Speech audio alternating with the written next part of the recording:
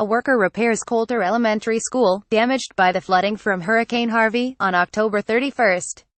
Ilana PanichLinsman for The Washington Post. When Hurricane Harvey hit and hovered for days above this city, a half-dozen school district employees manning pumps stayed at Kolter Elementary School in the flood-prone Meyerland neighborhood. Eventually, they had to be rescued from the roof.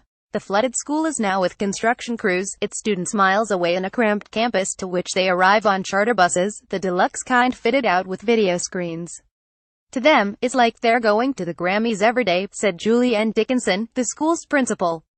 For Dickinson, the novelty of displacement has worn off. Like many here, she feels fortunate that her ruined school has a new home, even if the campus is holding 200 more students than it was ever meant to. Improvisation has become an art, as it has for many in the country's fourth-largest city. The school halls bear the familiar crayon and construction paper decor of student drawings. Kids in costume lined up one recent morning for the parade of book characters, a literary twist on Halloween unique to Kolter Elementary. But it is not the same place. 2 special needs classes have been taken in by an undamaged school with more room. Pallets of donated copier paper and print cartridges lined the already tight hallways. The small cafeteria holds only 1 class at a time, so lunch hour runs all day.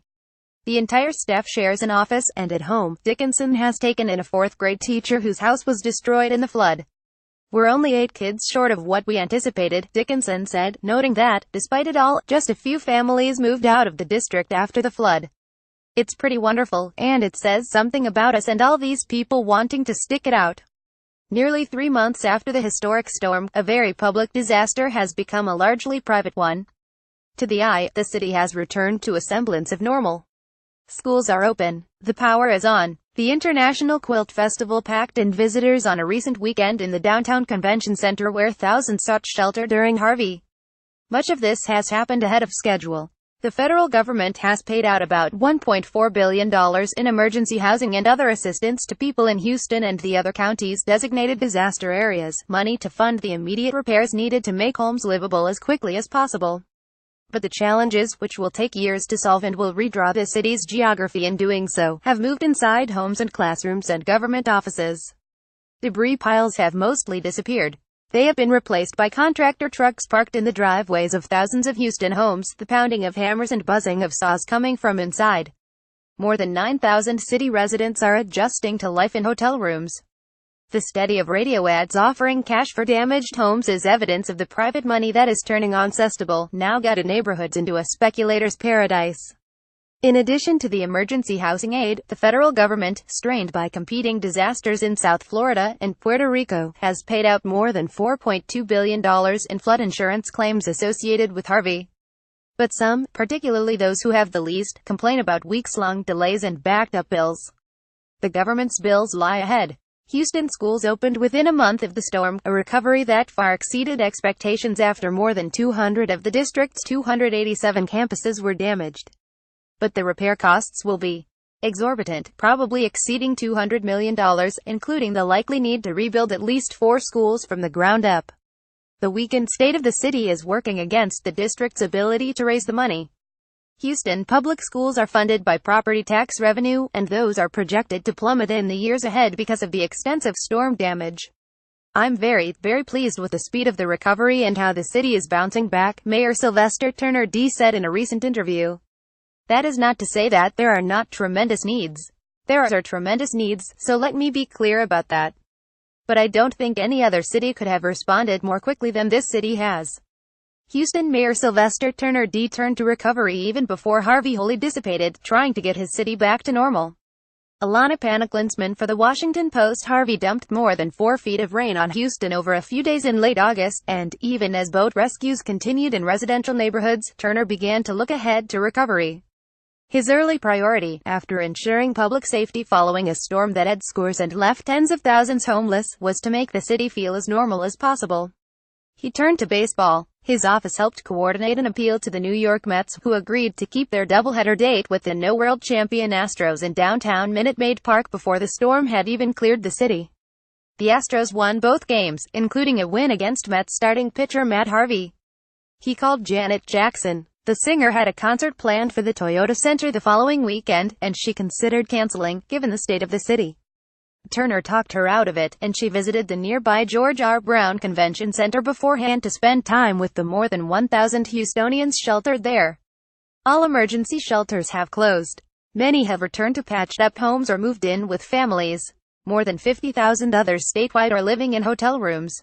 Now Turner is looking at the long-term costs of the storm and the way the aftermath will determine how and where Houston, which has flooded each of the past 3 years, is rebuilt. Local officials have identified 65 neighborhoods, comprising roughly 3,300 homes, that have flooded repeatedly. Turner said the city and county governments will look to buy out hundreds of homeowners, on a voluntary basis, before they rebuild in those high-risk areas that lie at least 2 feet below the floodplain. Future development will also come under closer scrutiny. Earlier this month, Turner used his prerogative to pull consideration of a new housing development off the city council's agenda to allow for more study. Reservoirs will have to be built to protect the city's vulnerable west side. The poor and the elderly, who suffered severely in a storm that generally did not discriminate by class, will need long-term assistance to regain purchase on disrupted lives.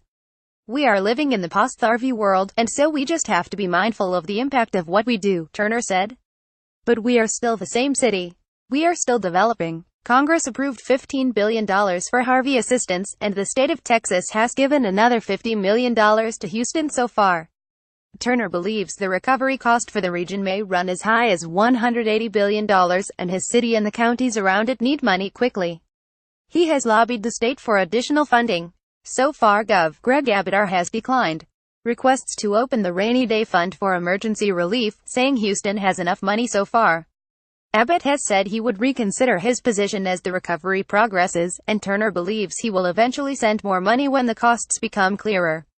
It's like we were just waiting on the dollars to come down from DC so we can get into these homes and put them in better shape, Turner said. It's like the wheel. We are moving, and we're moving at lightning speed. We simply want the others to do the same. Drusilla Bolden, 64, checks on her home mid-repair on November 1st. Her insurance money has been slow to come in, and the contractor fixing her house has been working on credit for weeks. Ilana PanichLinsman for The Washington Post. In the Gulf Meadows neighborhood southeast of Houston's downtown, Drusilla Bolden is one of those waiting. She is 64 years old, a retired school teacher, and her sister and housemate Vera is 70. The two were among 200 women evacuated by fishing boat from the suburb of small, single-story houses as Harvey poured down. Her home for the past 25 years suffered severe water damage, and on a recent day, a contractor sawed through moldy drywall in the effort to make it livable again. Bolden does not have any money to pay him. She received a $40,000 advance against her federal flood insurance claim from the government, but the money only paid for supplies and a bit of labor. The contractor has been working on credit for weeks. During Bolden's frequent trips to Lowe's, she hears from many others in her neighborhood lingering in the same financial limbo. The sisters have been staying with another sister not far away, but Bolden said she feels like a burden with no money to contribute for the emergency hospitality. Vera always tells me to pack my patience, Bolden said. My patience is done. In the city's low southwest side sits Meyerland, a comfortable upper-middle-class neighborhood whose design ethic has been shaped by successive floods. New multi-floor homes, raised 4 to 5 feet off the ground, loom next to the neighborhood's initial single-story ranchers and architectural originals. The new houses identify those who rebuilt after the Memorial Day flood of 2015, including the Flippin family. Margaret Flippin said the family's original home was destroyed in that flood, and only after long consideration did she and her husband, an energy executive, decide to rebuild in the same spot. Margaret Flippin, 40, weathered Harvey in her house, which didn't flood, thanks to storm-resistant building. Her previous house was destroyed by flooding in 2015. Ilana PanichLinsman for The Washington Post, the mother of 3, said the decision was based in large part on keeping the children in Kolter Elementary, which she called the heart of the neighborhood, just up her oak-lined street. She used to walk her children there, as did most of her neighbors. Now her husband drives them to the new campus a few miles to the north. The Flippins moved into their new home in December. A set of steep stairs leads to their porch and front door. As Harvey began, 3 families in older, lower homes arrived, filling the spacious house with 10 kids under the age of 7 to wait out the storm. Soon, boats began patrolling what was the street outside. The water rose all the way to the top step of the porch, prompting the families to move all the furniture upstairs. But the house remained dry, although many on Flippin Street filled with water. It's going to take time, more time than the last time, to recover, but I feel like there are sections of the neighborhood that already have momentum, she said. People are reinvesting, but whether to stay is a very personal decision. A few streets away, Jim Delbert has made the decision to leave, only he cannot. His original mid-century modern home, built in 1961, is a complete loss. It flooded 2 years ago with 18 inches of water. Harvey filled it with 44 inches. He and his wife, Mary Dodd, would have moved the last time if he could have sold the house for enough to pay off the mortgage. Instead, he began making the renovations himself, unable to hire a contractor for the work, because the home itself does not meet city code. The back of the house is all glass, making it impossible to raise. A semi-retired consultant, Delbert worked on the renovations against the clock, knowing another flood was inevitable, but he was unable to finish in time to sell before it came. He has begun again, the TV news on in the background, his dog Augie nearby. Out back is an RV, which he and Mary Dodd call Harvey, lent to them by friends so they do not have to sleep inside the musty house. If you don't have friends, you have no chance at a time like this, no way to do it by yourself, said Delbert, who is 72. But if we flood again, sorry, the bulldozer starts on that end of the house and pushes all the way to that end.